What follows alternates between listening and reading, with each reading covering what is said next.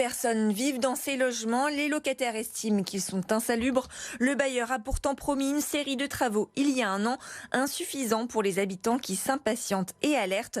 Reportage de Paris à Javanchir avec Lancelot Maisonnier. Aux immeubles de la Roquette 1, les problèmes commencent dès le pas de la porte. En fait, depuis 7 mois, les habitants se plaignent que la porte ne ferme plus. Donc il n'y a plus de sécurité, tout le monde rentre dans l'immeuble et ça devient un squat. Tous les jours, Jonathan rend visite à ses parents avec son conjoint. Il a constaté les problèmes qui s'accumulent chez eux. Le dernier en date, une fuite d'eau sur les murs pendant 2 jours liée aux récents intempéries. Bah oui, moi j'ai peur, en plus que ça coule partout, ça bousille les meubles. Je demande juste une solution qu'on paye les charges qui réparent les réparations. Côté salle de bain, la situation n'est pas plus reluisante. Sans arrivée d'eau opérationnelle, Véronique vide l'eau de sa machine à laver dans la baignoire. Quand la machine à laver, elle est finie, il y a une odeur que ça pue les égouts. C'est une infection.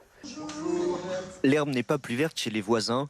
Chez Laurence, aide-soignante qui s'approche de la retraite, il y a de l'amiante dans le parquet et du plomb sur les murs.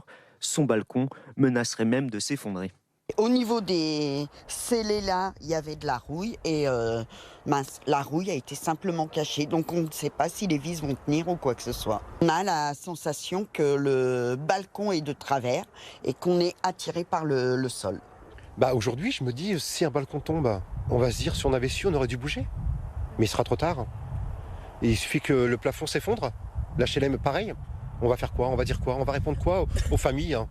Après une visite sur site début décembre, Mon Logement 27, bailleur de l'immeuble, assure avoir déjà pris plusieurs mesures. Parmi elles, un diagnostic sur la structure de l'immeuble mettant hors de cause la solidité de l'ouvrage. Des travaux permettant notamment le désamiantage du toit devraient commencer mi-2024, un chantier qui devrait durer 6 à 8 mois.